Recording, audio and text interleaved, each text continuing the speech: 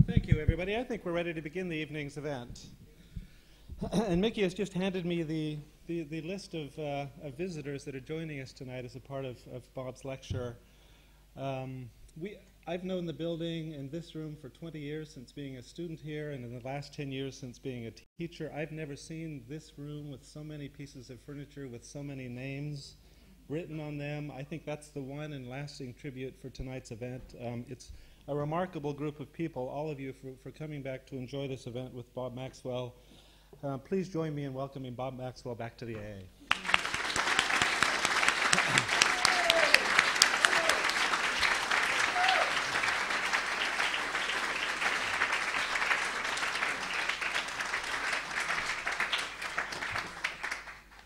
Well, you may think it's a pretty weird idea that I should announce my last lecture, and I found out which ones of you are cynical. They say, oh, it won't be the last one. You'll come back. But I intended to be my last one. And it's a serious lecture because it's what I've been telling students over the last several years. So it's a serious lecture. You'll be stretched to keep up with it. In any case, it's not such a bad thing to invite everybody here and to have a chance of meeting my old friends and thanking you and saying goodbye. Surely it's better to go with a bang than a whimper to your savior. Okay, so I'm delighted to see so many of you here, and thank you all for coming. Of course, impossible not to think of some old friends who aren't here. Why? Because they're gone. Alvin Bayowski, without whose efforts this school might not be in existence today. John Killick, the one who got me to teach here. My chairman, Michael Patrick, who told me you can discuss anything with the students so long as it's not politics, religion, or sex. My partners, Douglas Stephen and Margaret Dent, and others who were part of my life, and this is a litany of names. Forgive me for going through them. I have to remember them. These are the ones that I enjoyed. David Alford, Frank Newby, Stephen Groack, Howard Martin, Ron Heron, Warren Chalk, Martin Richardson, Newton Watson, Christopher Dean, Cedric Price, Peter Smithson, Michael Braun, Brian Richards, Peter Banham, and Colin Rowe. What a litany. And, of course, James Sterling. All gone, all, as the French say, disparu, disappeared, which leaves us on our own. Well, on my own, I wasted most of my life doing something pretty unreasonable, trying to teach architectural design. Go away. Is that too loud? Oh, isn't it? Well, okay. Trying to teach architectural design, and now I've become aware of the part played in that by time. Just under 50 years, close to 2 generations. But I gave up design and became a word man. And the words that I followed were written by Roland Barthes. For this, my last lecture at the AA, I think it's fitting that I should make it a sort of homage à Barthes. It's also an account of my love affair with semiology, la semiologie, and it's what I've been teaching students the last 10 years off and on, so I wanted to reach a wider audience. So I first began teaching architecture in 1957 at Kingston Evening School. History of architecture, perspective and sciography, design. In 1958, I was invited to join the AA as second year master, and my students included Jeremy Dixon, Ed Jones, Michael Hopkins, Mike Gold, Chris Woodward, and Birkin Howard. Those are the ones I remember. they've all done well. My teaching was based on a sense of architecture entirely derived from Le Corbusier. The style was clean black lines on white paper. Because of the war, Le Corbusier was still fresh. I was still going to Kingston 3 evenings in every week, traveling fast. And this was a period when I followed the advice given in Esquire magazine. Wind the window down, not up. Open the car door, don't close it. Get out and go towards the cops with a smile. Due to the soundness of this advice, I was never fined for exceeding the speed limit while crossing Roehampton Park. The same technique, however, was useless in the States, where guns were suddenly focused on one. Buddy, get back in your car and close the door. When Peter Smithson left suddenly in 1960 to work on the Sydney Opera House competition, I was installed as fifth year master in his place, so that by 1962, when I went to the Bartlett, I knew something about teaching design. But there, it was an uphill job due to the prevailing scientism. And when Princeton called on me to be Dean of Architecture in 1982, after 20 years of uphill struggle, it was some relief that, like a good Presbyterian, I answered the call. At Princeton, the architecture school was situated close to philosophy, music, history, and was treated as one of the humanities. Science and art were not seen as incompatible.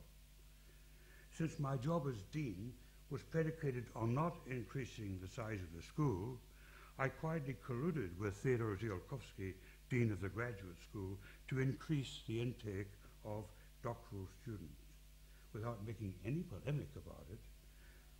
Over the years, it crept up from 4, little heard of, to 18, all with carols and computers.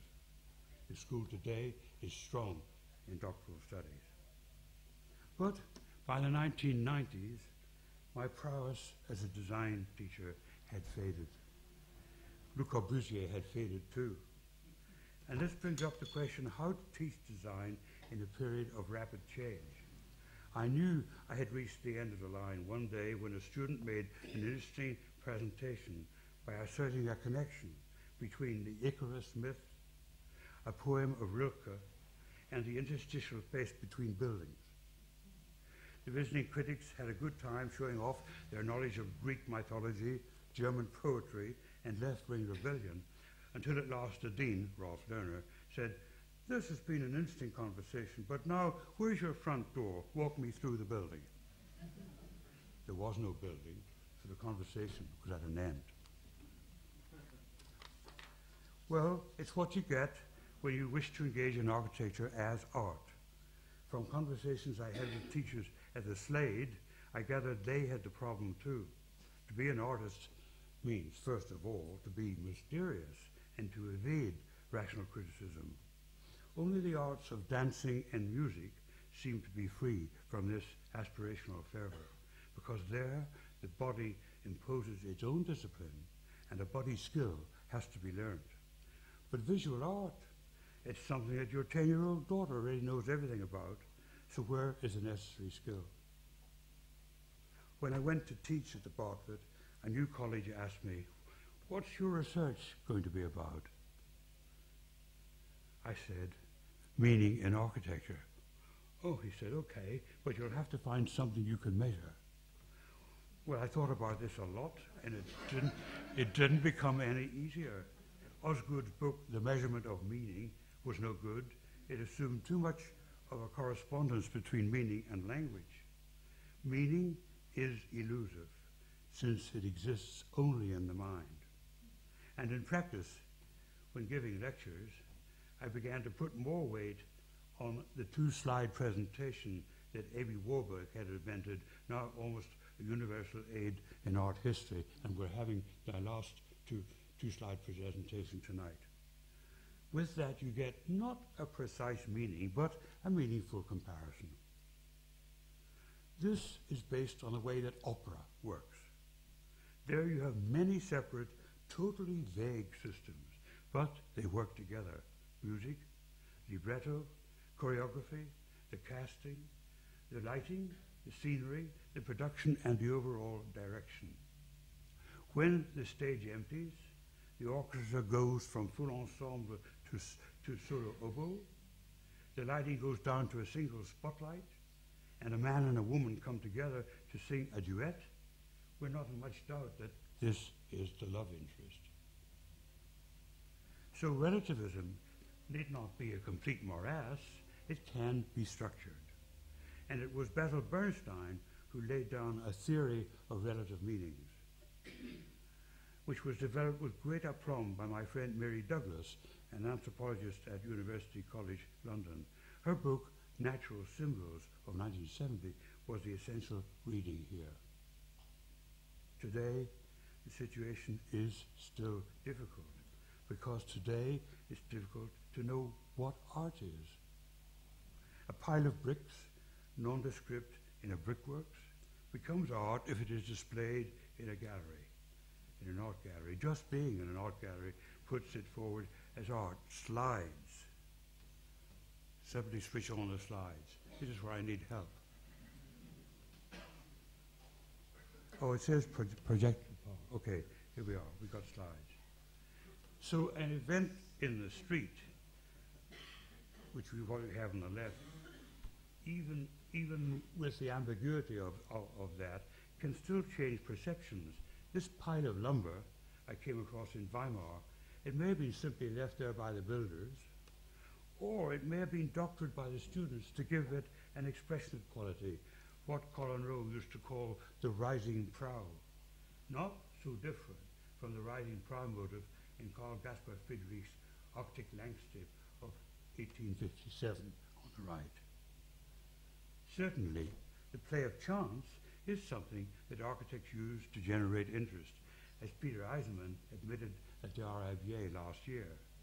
He engages in a process which overlays disparate elements to create complexity. For instance, in the Cultural Center for Galicia, first, this is a quotation, first, the street plan, what's that? Somebody trying to get in? Am I dropping my head too far? Okay, well, I have to raise the, oh, that's good. Yeah.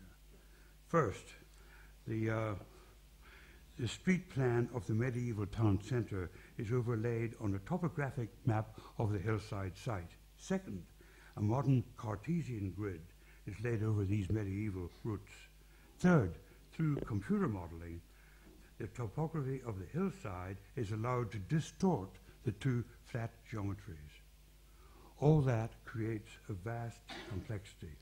Eisenman is someone who swims far out to sea before turning and making for shore, finally using normal means to save his life, looking for functions that will credibly fill the spaces he has landed himself with.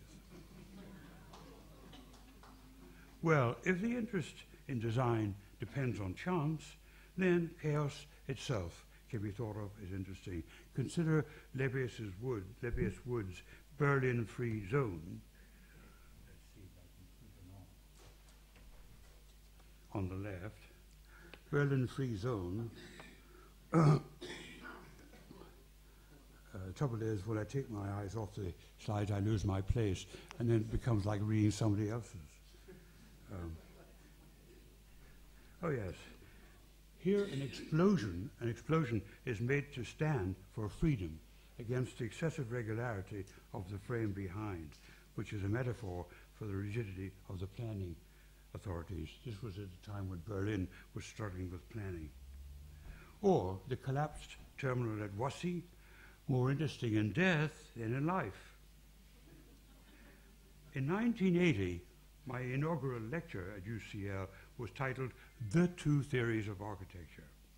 My first theory was environmental design for a sustainable future within rationalism. That is still around. My second theory was a science of semiology. De Saussure said, it's a science that does not yet exist, but whose place has already been defined. However, his theory of meaning, although confirmed by the American Charles Peirce as semiologics, has turned out to be incredibly complex. Is that better? I hope you can hear me at the back. Are there any students at the back? Oh, there are a few. You fought your way in. Good to see you.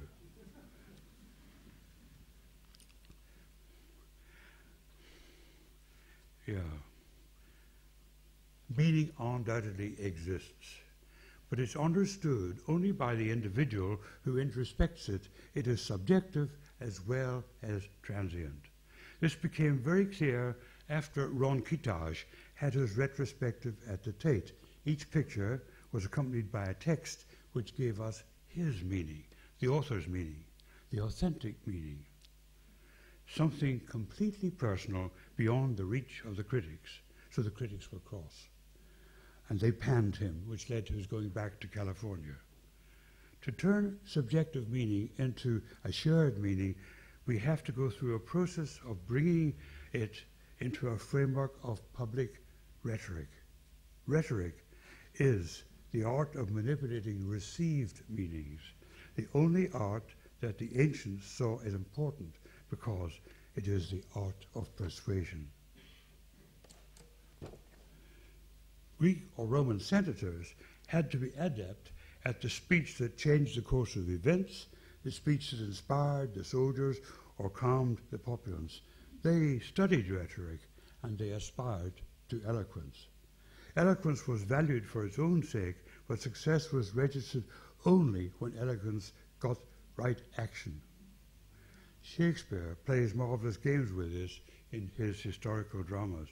Think of the speech in Julius Caesar, where Mark Antony reverses the behavior of the Roman mob, at first exulting in Caesar's death, then baying for the blood of his murderers. Friends, Romans, countrymen, lend me your ears. I come to bury Caesar, not to praise him. The evil that men do lives after them. The good is oft interred with their bones. He then goes on to praise Caesar, not to bury him. The exact reversal of his pretended motives. That is rhetoric. So the second theory of architecture, if there is one, must be about the shared aspect of meaning, about the rhetoric of meaning, rather than meaning in itself. Meaning as a subject of scientific study exists somewhere between applied psychology and linguistics. It's concerned with performative skills. To study the rhetoric of meaning, we must engage with the way that architecture comes to express ideas, comes to be part of the cultural life of its time. To do this, we have first to see how society is given shape and continuity through its beliefs, expressed in words, and how language sustains and creates culture. If we look at the market for design goods as a way of revealing what people want, it doesn't help. IKEA is renowned for producing well-designed and cheap modern goods that will enable any young and impecunious couple to furnish their new apartment. But IKEA also produces hundreds of products that are decorative in intent, from wickerwork baskets to oriental carpets to fancy textiles. They have discovered that what people want is not something pure, but something nice. Whereas the modern aesthetic always put purity first. It wanted to deal with factual necessity and to be purely descriptive. Of course, writing that is purely descriptive may be situated within a cultural history, as with Frampton's Modern Architecture, A Critical History.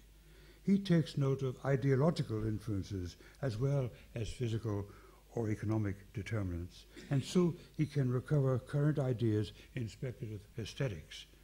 So we're dealing with interpretation.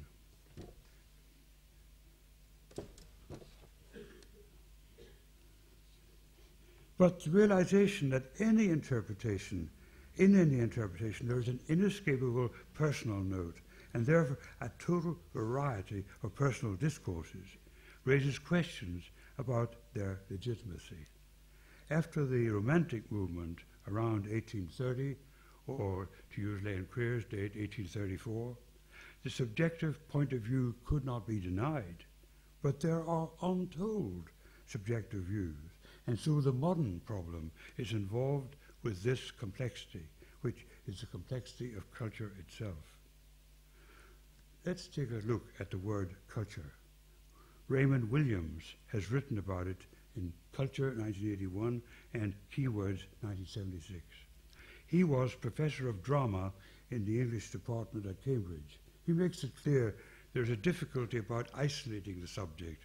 No longer is it simply out there, it is both out there and in here. We tend to think the dictionary has the last word about the meaning of a term, but yet here is someone writing at length about one word. If we think about this, a strange fact emerges. A dictionary is not a directory, like a telephone directory, where every name has a number. In the dictionary, all its words appear at least twice. On the left in heavy print, and then on the right the same words in many combinations. Words thus define themselves. It's a circular system. The semiological revolution, which only got going in Paris during the 50s, exposed this fundamental limitation in natural language. It used to be thought that language referred to reality the way the word table refers to the thing you lean your elbows on, or desk, for instance. Desk, where you can point to it and it helps. But de Saussure showed that the word table really refers to a mental concept that we carry around in our heads.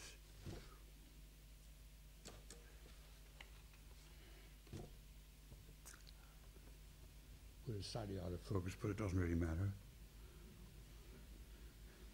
There is not all that much difference between the English table and the French table, apart from the sound, but who can be sure what the Latin mensa meant to the Romans? For them it was something to lie around, not something to sit down at. And then the French phrase, à table, is special to French. In English we don't ever say to table. We say supper's up or dinner's served.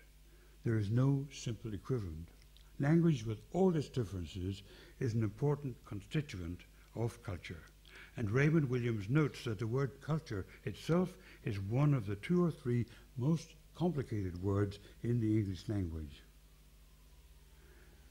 Ferdinand de Saussure didn't get published until his course in general linguistics, which was put out by 2 of his students in 1915. But his influence didn't arrive until the 50s, when a generation of French intellectuals came under his spell. Claude Lévi-Strauss, with his book Structural Anthropology, initiated French structuralism. Roland Barthes, with many publications such as The Fashion System, started a game of interpreting all the things that make up a culture. He added words, like adding water, and the things unfolded into something else. By focusing attention on the name, on the nature of the sign, de Saussure had clarified the way that signification comes about. He broke the sign into 2, the signifier and the signified, both of them mental, which together make up the elementary unit. To realize that they are both mental, consider how we can hear tunes in our head. Dum, be-dum, bum, bum. I bet you all heard that note, but you heard it silently in your head, which is the way you hear tunes when you're humming them to yourself. What you heard there was the sound image, but you heard it privately in your heads. And the chain of signs emitted by the sender at the moment that it activates the mind of the receiver leads immediately to a complex of private association, completed by each receiver according to his own mental repertoire. That's what's represented in these signs here. You have a man and a woman about to divorce, and you have 2 systems communicating with each other. So the meaning conveyed initially is immediately multiple, complex, ambiguous. There is more than one meaning and more than one level of meaning. In the way that rhetorical language appeals to our emotions, it shifts us from one level to the other, often without our being fully aware of it. This Saussure's illumination of the limitations of language has led to a better understanding of language employed as a tool against others.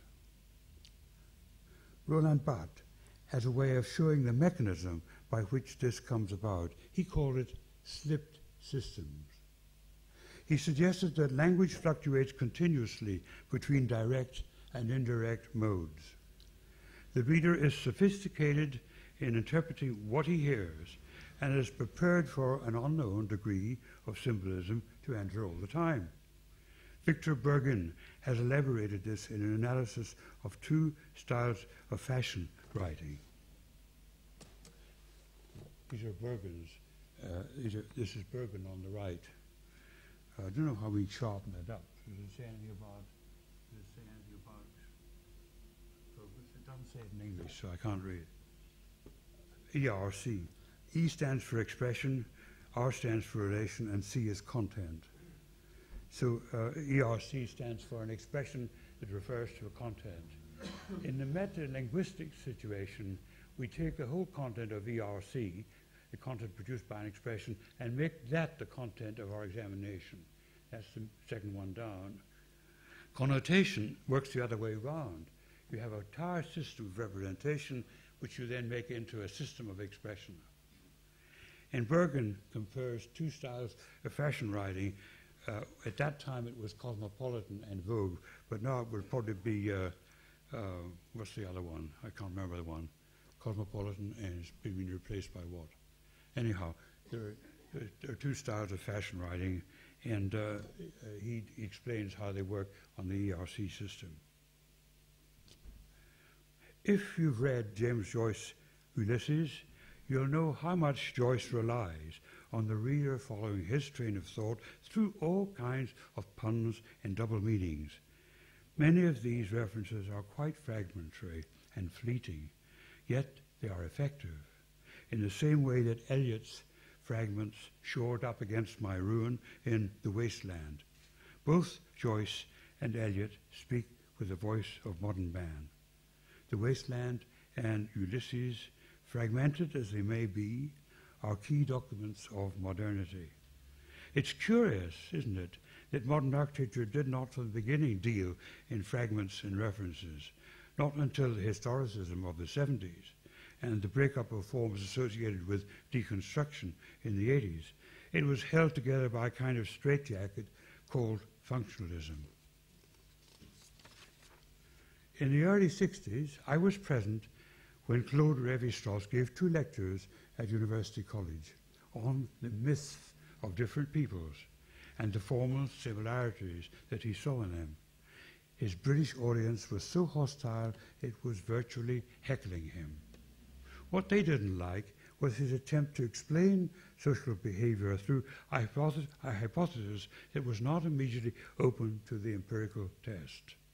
He was constructing theories out of mental floss. He was behaving like a Frenchman, and the audience were behaving like typically British.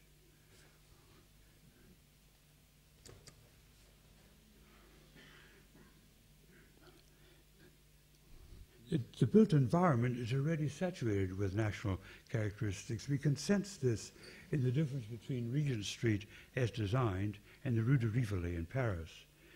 In England, there's also a tendency to accept the high-tech claim that it is a direct response to function and therefore necessary and truthful, as opposed to being simply the choice of an image. It's meant to be part of necessity, not part of desire.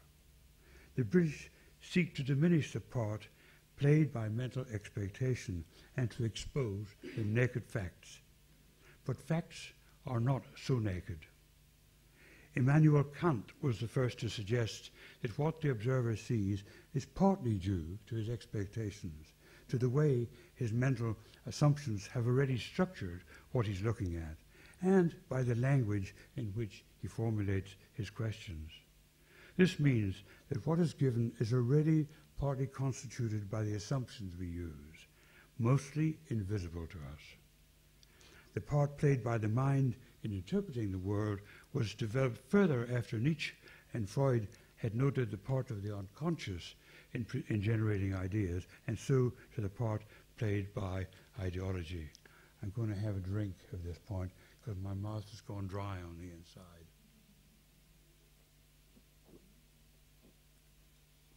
Oh, very good. Quinine is good for you.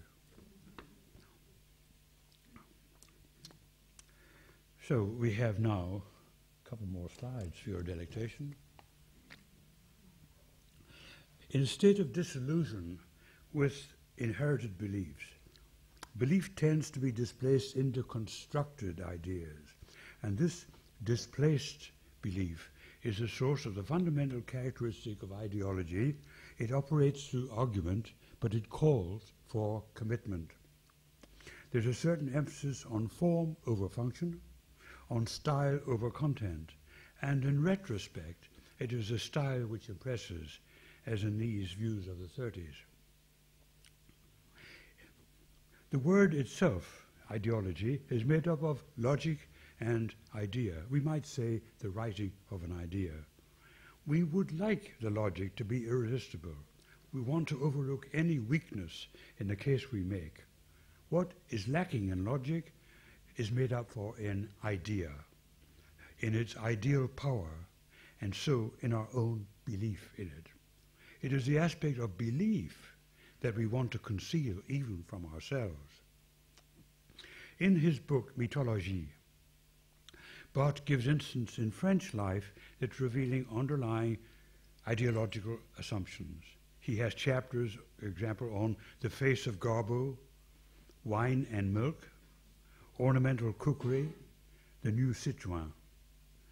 Then in his essay, Myth Today, he tries to explain in general what is going on, treating his chosen examples as instances of an all-pervasive rhetoric which acts as the vehicle of capitalist ideology. He showed us how expectations act to prompt us in what we see. I'll try to give an example of this.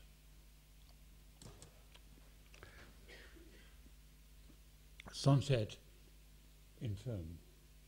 Well, it looks like a sunset. I'm talking about the one on the left, but it's actually the pattern you get on the emulsion at the end of an exposure, at the end of a film. I've got hundreds of these sunsets on film, but I particularly like this one because of the reflected water. On the right, I've cheated. It's a landscape in bricks, but the side has been turned around to make it horizontal because landscapes are generally horizontal. And so what you see as clouds is in fact discolored plaster. Sorry about that. You have to cheat a little bit in order to impress students. I've got a collection of accidental shots of faces in clouds. If you take an accidental picture of some clouds, you're almost certain to find in that a face. And on the right is make clear the face that's embedded in the one on the left. It's the same slide doctored to show the face within.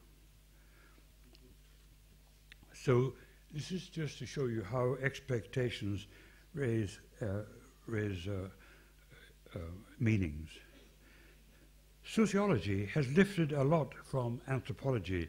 If anthropology was forced to take the exotic society as a whole in order to understand the myths that regulated it, then it follows that in studying modern society, it's the values of society as a whole that must be studied. So, in smelling out the secrets from popular culture, Barthes was doing the same thing that Marshall McLuhan did in Canada and Renata Del Fusco did in Italy. And we might know that in England in the 60s, the Smithsons were doing the same thing. Today, they said, we collect ads. What makes Barthes special is his perception that language is not only a method of describing the world, but a means of influencing it. Language works through nuance, through suggestion, and is practiced in journalism. It's used with images. So Barthes empowered the image. He envisaged culture as made up of many discourses in addition to verbal ones. He envisaged a language of flowers, red roses, we know what red roses mean, a language of clothes, a language of appearances. He wrote a tentative essay on the semiology of the city, which David Dunster has written about very meaningfully. Language was not only about communicating information, but about conveying feelings. Maybe this suggestive power is more explicit in a cartoon, in cartoons with a political purpose, like the face of Lech Walesa made up of people, or Picasso sketching a face in a scribble.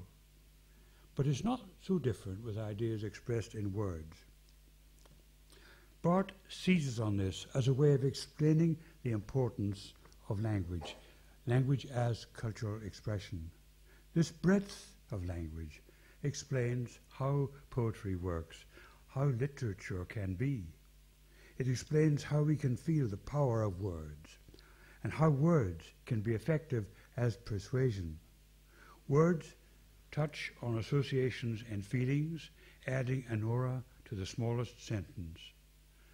So he brings us to the practice of rhetoric. Rhetoric is the name we give to language we use when we wish to persuade someone. And when you think about it, isn't that most of the time?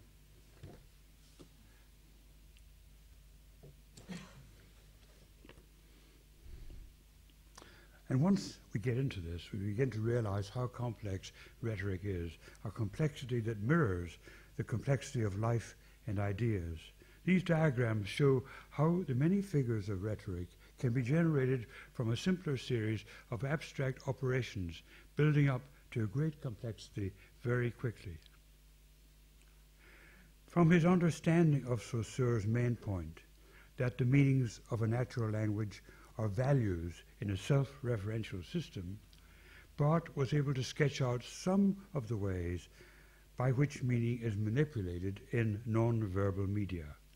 Most famous of these essays is his Système de la mode, the fashion system, where he distinguishes between the language of clothes, what the models parade on the gangway, and the discourse of fashion, what the fashion writers say about the collections. The idea that clothes project their own meanings is at first startling and then obvious. We think about the garments we wear every day and on special occasions, and we don't explain but leave them to have their effect, like a big hat at a funeral, or a bow tie at a club dinner, or, to express the specialness of high fashion, pink offset by the bleakness of the motorway. These clothes speak for themselves. In Myth Today, Barth concentrates on the way in which language can suggest a meaning above and beyond the literal meaning, using his pair denotation and connotation. From this he defines what he calls a second-order semiological system. It's insidious because it never names its values directly, but only by implication. One meaning is made to stand for another, so that the idea conveyed is implicit rather than explicit. In other words, what used to be openly honored as myth is now installed secretly as ideology. Ideology represents itself as the work of reason so far as it can, and to the extent that it goes on to demand a commitment from us, it prefers to work undercover, to naturalize itself, so that it does not appear as an alternative among others, but as the only natural way to look at things.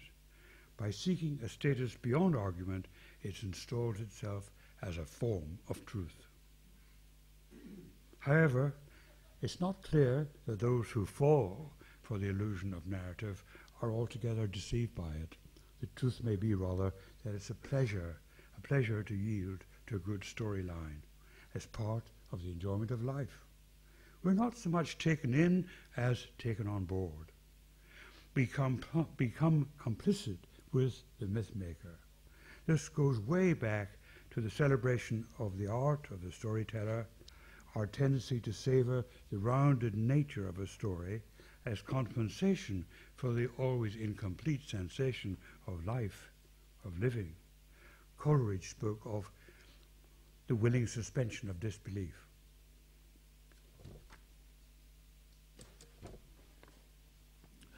And then there is a deliberate enjoyment of fantasy, as in fairy stories told to children, or the stories of the 1001 Nights, as with vampires in Frankenstein's and horror movies like The Shining, or the fantasies of science fiction, or now Harry Potter. The enjoyment of exaggeration, of irony, of camp, of humor. The extraordinary growth of the entertainment industry is partly due to our willingness to suspend our disbelief and enjoy a fictional roundedness. Now, special effects and magic realism are part of the appeal, as in the Jurassic Age with active dinosaurs, as in the world of digital manipulation and its computer games and the freedom of virtuality.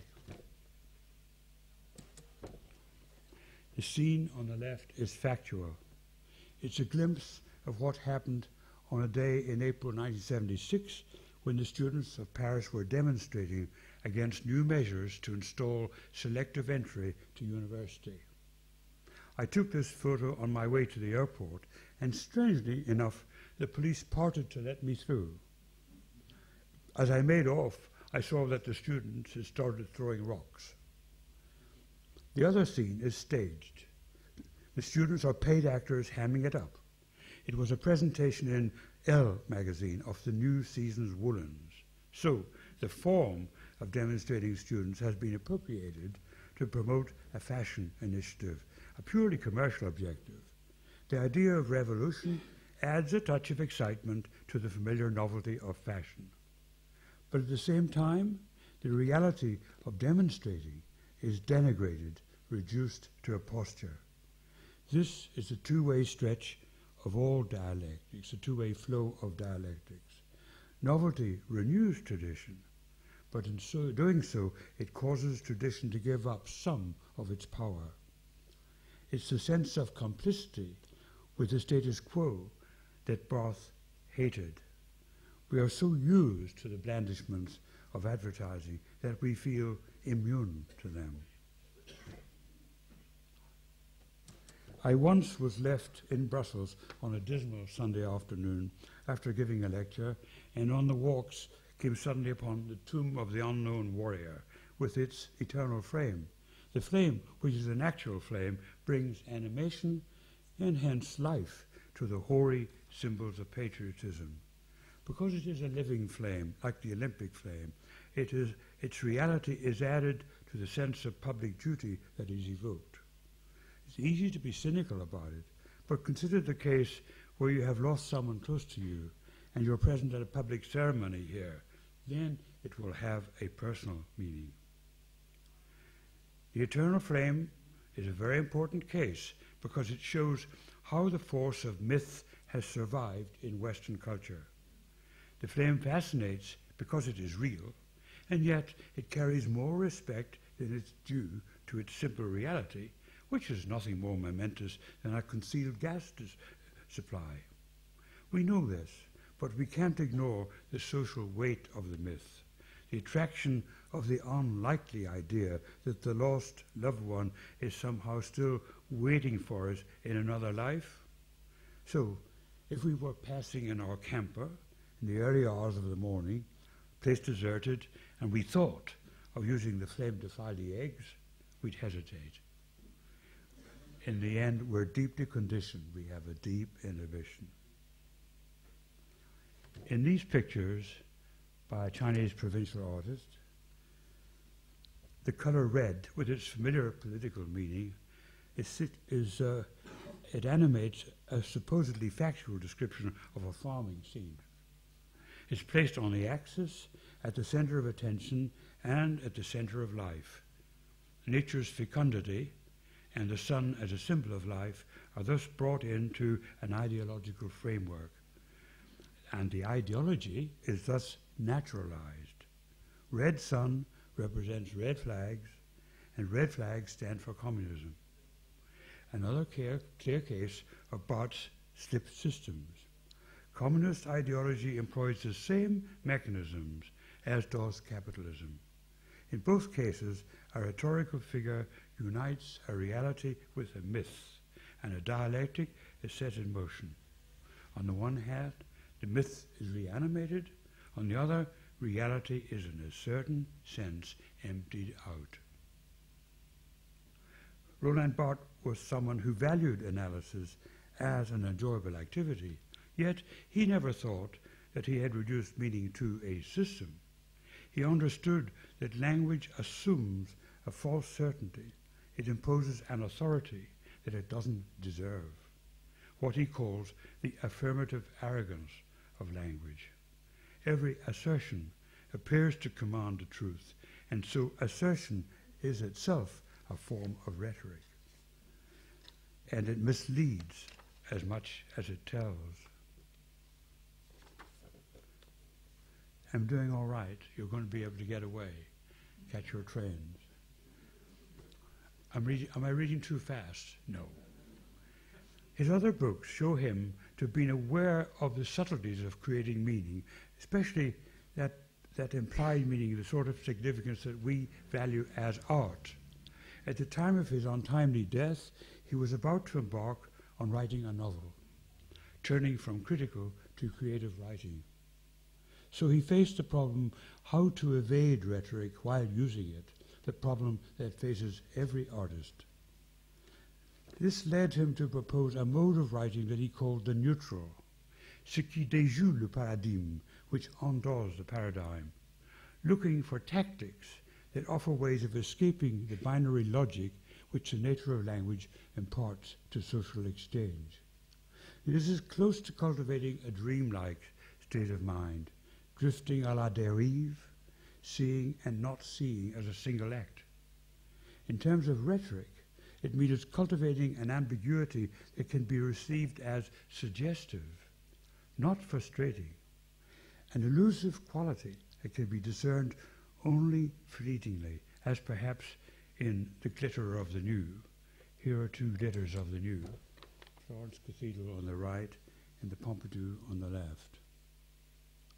Okay, my study of Barthes has probably added to my understanding of architecture. It was quite a lot of hard work, so it must have done some good. But has it brought me any closer to formulating a second theory of architecture? I don't think so. The problem hasn't got any simpler, it's got worse. And there are many questions that remain. I call this lecture Questions That Remain in deference to Mark Cousins, who suggested it. These questions are probably unanswerable, and I don't expect you to even try to answer them. First, there's the realization that rhetoric is unavoidable. I used to resist to this when it was Charles Jenks who proposed it, but I've come round to accept it now. It's unavoidable. But that means that everything we see or hear is suspect. Because it is intended to persuade, it contains an adversarial intention or a seductive animus. The truth is not easy. It has to be surmised, and it will always be approximate. Barthes claimed that only poetry escapes rhetoric, but it only does so by creating its own mystery. So, a general theory of knowledge based on linguistic principles cannot count on clear meanings.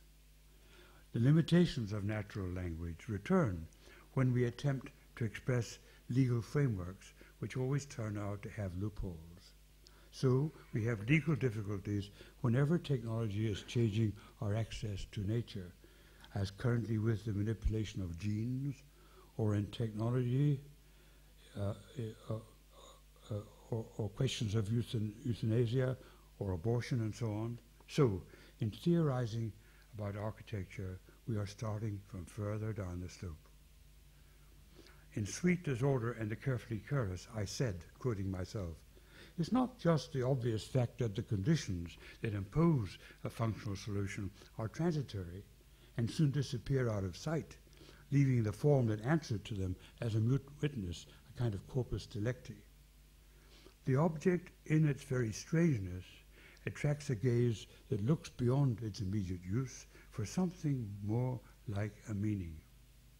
Yet the idea of function has been a major myth in the shaping of modern architecture, and it continues to exert its appeal today.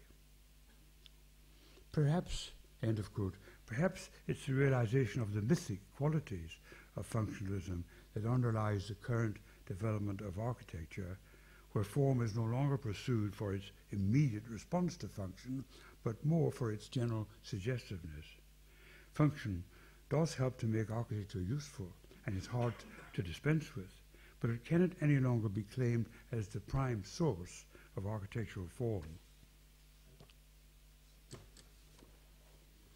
So where does that come from? I think it comes from the imagination of the architect, as poetry comes from the imagination of the poet. Function does not free us from human error any more than language does. In a certain sense, architecture has returned to its place in general culture, not exactly as the mistress art, but as the site of many other forms of expression. It has prestige for other artists who are led by it into the idea of the installation. So now I come to the questions that remain. 1. If ideology is so pervasive, it must exist within belief. Religious truths are as much open to doubt as any other truths, and Slavoj Žižek has recently suggested that secular atheism is more trustworthy as a framework for knowledge than any religious faith. Even if ideology does not exist within the faith itself, that faith is completely open to a secular ideology seeking to assume the prerogatives of infallibility.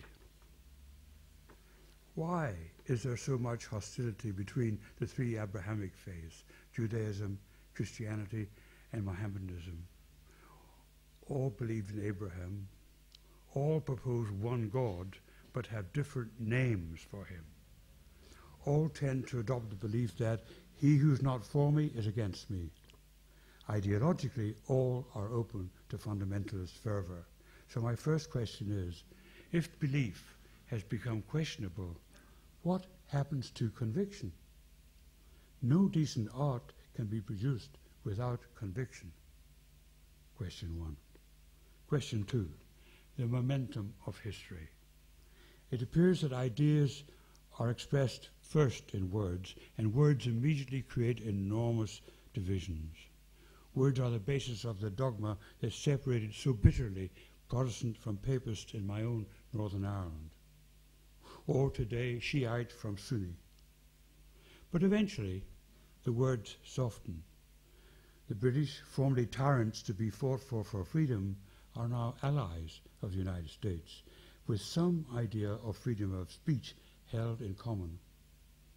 Eventually, the IRA gives up its arms and enters politics, as ETA seems to have done in Spain, as Hamas seems to be doing in Palestine. Articles have now started to urge us to start talking with Hezbollah. Words divide, but they also reconcile. So my second question is, why can't we see more clearly the unavoidable nature of the process of assimilation as it exists in history and seek to help it along? Why aren't we more aware of the difficult space between rebellion and the new orthodoxy? Is there a philosophy that can maintain ethical values while not claiming irrefutability? I should be disappointed if philosophy too turns out to be just an art. But it begins to look more and more likely. And a further question for philosophy, how to explain the power of beauty?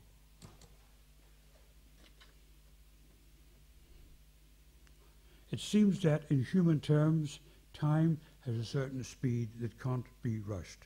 René Dubos, studied the rate of change in the evolution of small organisms. I think they were mayflies or something. He found that an organism could adapt to small incremental changes in its environment to a point where a control group plunged into the new environment simply perished. So, in the organic world, there's a link between life and time. Our body knows this. It demands a certain minimum time for both assimilation and defecation, for accommodation and for healing. Time is needed to adapt to new things, and we need to understand that there is an absence of the time dimension in both logic and the virtual universe. Virtuality and logic are both outside of time. So my third question is a more complex one. Shouldn't we be more interested in exploring the narrow space between historical trends, which are smoothed out by abstraction, and individual experience, which is always rocky, a space which was identified by Tolstoy in his epilogue to War and Peace? Always made a big impression on me, that. Colin Rowe liked to point out that the word tradition comes from the same root as the word treachery. Treachery occurs whenever an agreed position is abandoned, and so it occurs whenever change is eventually accepted. The current jargon is moving on, putting it behind us. Sami Abdul Shafi is a co-founder of a management consultancy in Gaza City. In a recent article he said, Israelis and Palestinians could learn from Western politicians who, no matter how deeply entrenched in their views they sometimes seem to be, will change course when they've got their backs against the wall. So, to side with the future means knowing when your backs are against the wall. Learning, finally, to compromise.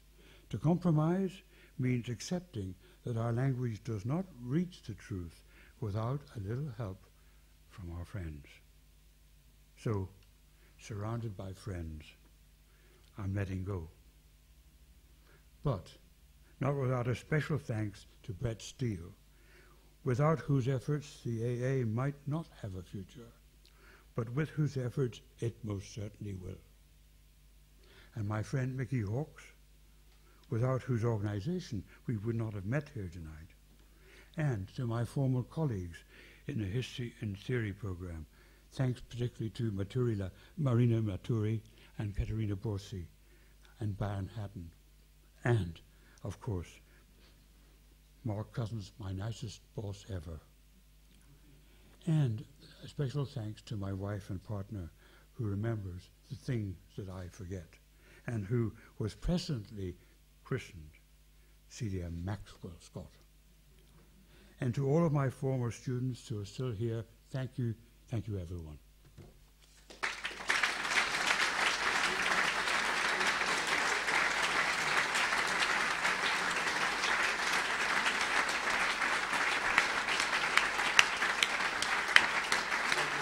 No questions. No questions. Thank you. Thanks very much.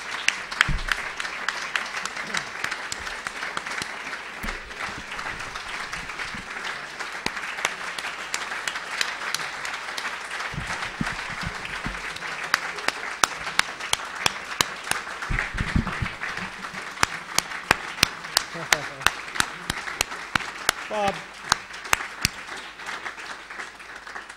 Thank you very much, Bob. Part of what makes this evening's event so special is, of course, the title itself that Bob chose. I think describing a presentation as one's last lecture for a discipline like architecture that loves debate, discussion, and forms of argumentation that inevitably make something like the last word perhaps the one trait we all share, and getting the last word in. We've taken that as a cue to invite a couple of Bob's dear friends and colleagues to make a couple of comments at the end of the evening.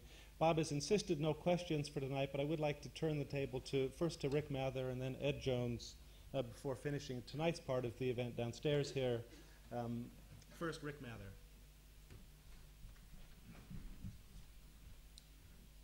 Well, got a thing to follow.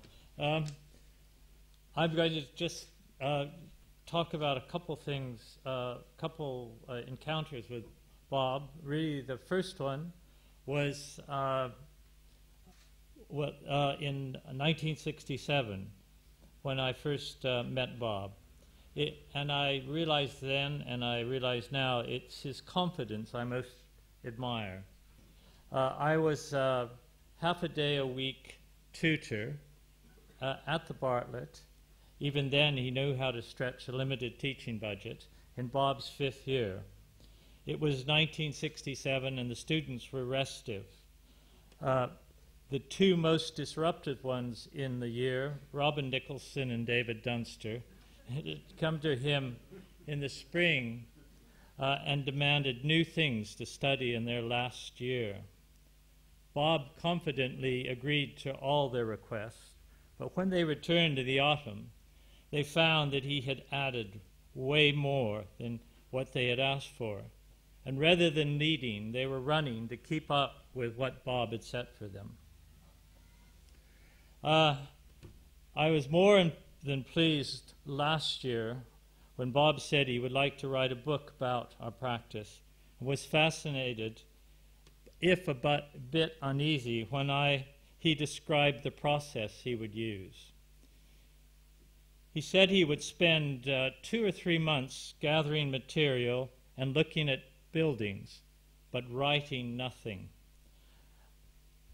This would be done, the writing would be done in one fell swoop at the end. Again, his confidence and self-knowledge proved his word. In less than 3 weeks, he had written 16,702 words, which were delivered with characteristic professionalism on time. Even my candid lay friends say it is a good read. His way with words has the same fluidity as his confident and accomplished jazz piano playing that many of us will have heard when Bob gets bored with a conversation and there's a piano present. So, he also said that the book had got over his writer's block. So I hope we have many more written things by Bob to look forward to, and it seems like this lecture was a particular example of that. And I'd also add that, as with any of the great stars, this might be one of his many last performances.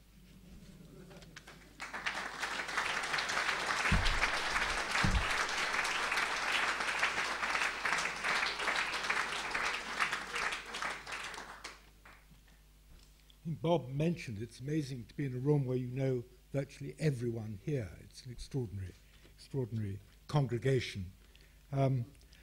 I'd like to say a few words of appreciation for this evening's lecture by Bob Maxwell, my friend and mentor, and for many other occasions. For me, he has always somehow been there. I always liked the idea that he first met my other mentor, Alan Cahoon, listening to Mozart and discussing, no doubt, modern architecture under canvas in India in World War II, when I think I was possibly 3 years of age. He was my second-year master in this institution 47 years ago, which is kind of amazing. He was then there as a partner in Douglas Stephen and Partners. My first job in the early 1960s, where we shared a room off Carnaby Street in then swinging London with Ken Frampton and David Wilde, making difficulty for Bob in the room. David used to try and get him to sit out on the window ledge to look at people walking down the street and then shut the windows. We were rotten to Bob, I think. And then our paths crossed again in Princeton in the 1980s. And so I can only say, as an educator, he is simply the best. Indeed, only last week we were together at a symposium on British architectural histories at Yale, where Bob made a truly engaging contribution to a rather dry affair, complete with his dark glasses. This is through a sad injury to his eye, but I think he wears them with a nonchalance. Memories of the Left Bank, I think, and Jean-Paul Sartre. Regrettably, this evening, he didn't wear his blue beret. Spontaneous is a word, I think, that fits him well. Rick has mentioned, what was your word? I don't remember. Confidence, confidence. So, Bob, you're a confident and spontaneous person, it seems. He's never concerned about what the neighbours think. A certain Ulster straightforwardness, never calculating or devious behind the dean's facade. However, he could not conceal his anger when Jim Sterling died. Too early. And then there is his own jazz piano, which Rick has referred to, renditions of Teddy Wilson, Fats Waller, Jelly Roll Morton were to accompany many parties over the years. And so I refuse, Bob, to accept this as your last gig. He has always stood for the validity of life, set against an enthusiasm for the cool in architecture, that is, not in jazz. His remarks on my friend Chris Cross's AA thesis of 1964 somehow remain in the mind. Maybe Bob should have the last word. And I quote, "Cool architecture is now making," this is for James Gowan's amazing memorial to the AA, and I forget the date, but it must have been in the early 70s. That cool architecture is now making a decided re-entry. In place of romantic and frenzied silhouettes, the calm, rational envelope. Many factors have contributed to this. Lyle March has favoured cool diagrams. YRM, cool cause. Cedric Price, coolness in all circumstances. The Grunt Group's achievement in Milton Keynes, and here we sing a little praise for ourselves, I suppose, a little self-advertisement for Jeremy, Chris, Mike Gold, and myself. Milton Keynes was itself prefigured by the AA fifth-year work of the period 1961 to 64. That's when Bob was teaching fifth year at the AA. This coolness, I'm now referring to Chris's project, is decidedly Dutch in tone, compromising in layout, tender in detail, fantastically memorable. Trees here, as in Runcorn, hedgerows in Milton Keynes, provide a necessary counterpoint to the regularity to the layout. Although many critics will condemn the regularity as nothing but regimentation, regimentation is not the intention, but rather the creation of a steady background in front of which life can become more visible and more intelligible. Thank you, Cool Bob.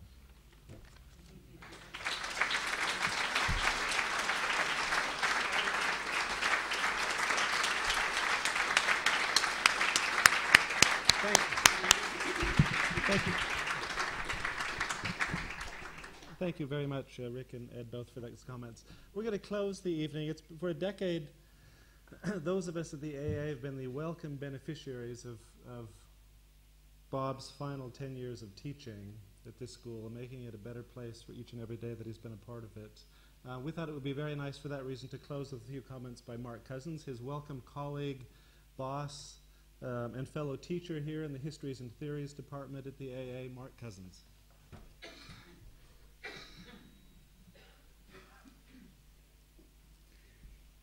Really what I want to do is to represent the gratitude of, I think, about 130 students who've been through Bob's course on the MA in the Histories and Theories on the history of modernism. since my memory tells me 94. I guess it makes it kind of, 12 years. And so it's those students really who, by definition, are not here this evening. But in those 12 years, they have benefited to an incredible degree from both the quality of the teaching they got from Bob and also from kind of its humanity. Now, it will seem to me that you'll easily grant me the kind of claim of its intellectual quality. Just to kind of indicate the kind of course it was, it came as a great surprise, I think, to those architects who had recently graduated, who tend to come onto the course, that each account of an architect or a particular architectural project was accompanied by a sort of distinctive theoretical and cultural encounter, frequently matching a work with kind of a particular form of criticism. Those, on the other hand, who thought they knew their theory, were amazed to see how in Bob's hands that could yield an analysis and further comprehension of the actual built work. So of that there is no doubt. But what I really want to stress is the particular quality that Bob brought in teaching young architects, who themselves were often marked to go off afterwards and to teach. Without saying it much, he managed to convey the peculiarly kind of human distinctiveness of the pursuit of architecture. That's not best done in argument. It's not best done as a proposition. It's not well done as a manifesto. It is by the continuous presentation of his own meditations on architecture. Maybe sometimes he wasn't always understood. I remember one Indonesian student asking me, was Ulster an architect? And someone from China asking me, was Presbyterianism an architectural movement? I think probably the answer is yes. Actually, what characterized Bob's the humanity was because always the thought actually was not a kind of settled, still less a kind of Mandarin unfurling of propositions. There is always, in Bob's discourse, a kind of tension, a sort of tension as if somehow the wish to present an argument based on Francophone hedonism was nonetheless framed by a sort of darker Ulster conscience. Sometimes you can hear, as it were, the letter of St. Paul to the citizens of Belfast, nonetheless mediated through this kind of experience and love of France and its pleasures. I cannot convey to you, I cannot convey to him how much we will miss him on the course. I cannot convey to you over the years the gratitude of our students for the generosity of coming here after retirement from Princeton, of devoting an entire, more than a decade to our students. It represented to me a kind of generosity of the very highest order. And we, both the students and the staff, would like to represent that here and now. Thank you.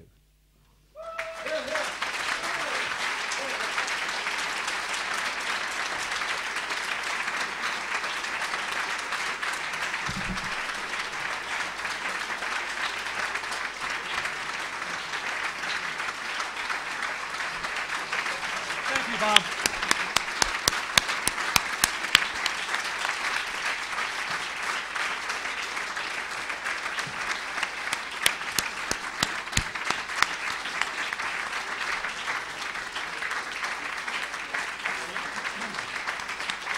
Thank you everybody for coming this evening.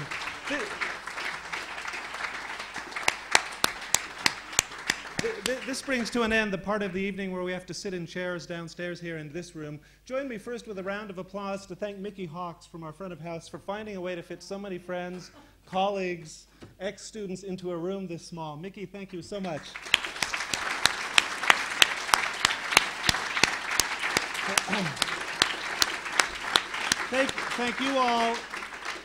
Thank you all, of course, for coming in this evening, and like Bob, who returns tonight to give a lecture almost to the month, 48 years after first hopping off the 24 bus to walk across the square into this building, and as he always likes to say, with an expression of having felt like he really made it by walking through the pair of doors, in ways that you all know, he's made it in a much bigger sense, the school that it is today. Bob, thank you so much for joining us again tonight. Thank you.